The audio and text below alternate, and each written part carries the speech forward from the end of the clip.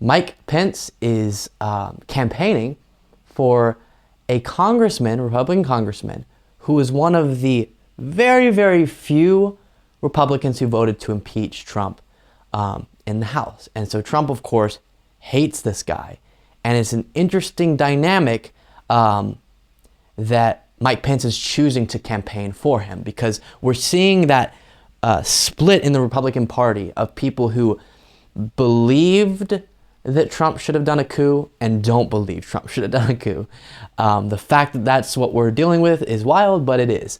And so Mike Pence, as many humongous problems as he has, very, very bad political individual, did stand up correctly and strong on January 6th, the build up to it, and made the correct decision, and there is respect to be given based on that. So we'll read about this from Mediaite. Former Vice President Mike Pence joined Representative David Valadao on the campaign trail this week as the incumbent Republican battles to stay in office in the deeply divided California swing district.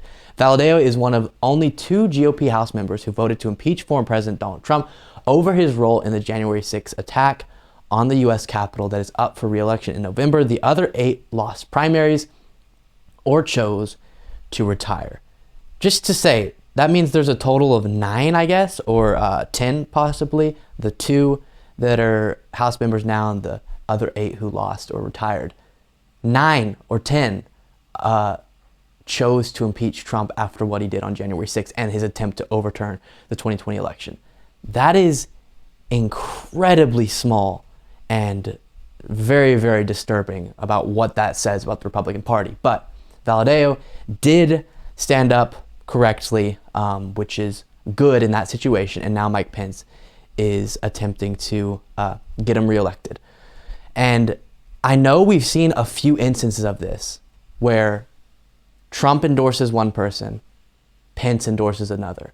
And while Pence doesn't actually go that aggressively against Trump, he does make clear through, I guess, these endorsement actions, the difference in ideology he has and the fact that he's not fully on board anymore with the Trump camp. But a lot of people keep saying, oh, you know, Pence should run for president. Guys, the Republican Party is still way taken over by this super, super MAGA ideology. Whether it's Trump or DeSantis who takes over that movement, it's not going to be someone reasonable. I hate that, and Pence isn't reasonable, but it's not going to be someone like Kinzinger or Cheney who is more to the reasonable side, or Pence who at least isn't completely against democracy, because I hate to say it, but the base is still on board with that. As a reminder, this was probably the most aggressively Pence went against Trump, and it wasn't that aggressive. So you can see the only way that he's really using his energy against Trump is in proxy wars, right? So endorsing other candidates, seeing if he can help out in that way, not rhetorically very strong. This is the only minorly aggressive moment he had about January 6th. Now, there are those in our party who believe that in my position as presiding officer over the joint session, that I possess the authority to reject or return electoral votes certified by the states. But the Constitution provides the Vice President with no such authority before the joint session of Congress. And the truth is, there's almost no idea more un-American than the notion that any one person could choose the American president.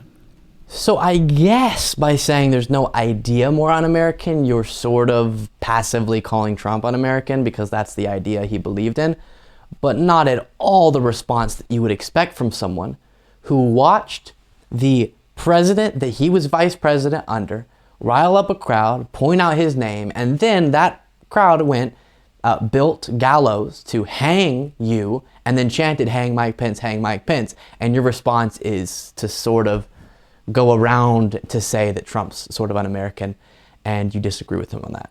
That's pretty weak, but at least I guess he's trying to stand against him in supporting candidates who took a more aggressive action against Trump. But it does show this Republican, people say Republican civil war, or the strife, division between the most radical part of the Republican Party and the less radical part. Very interesting.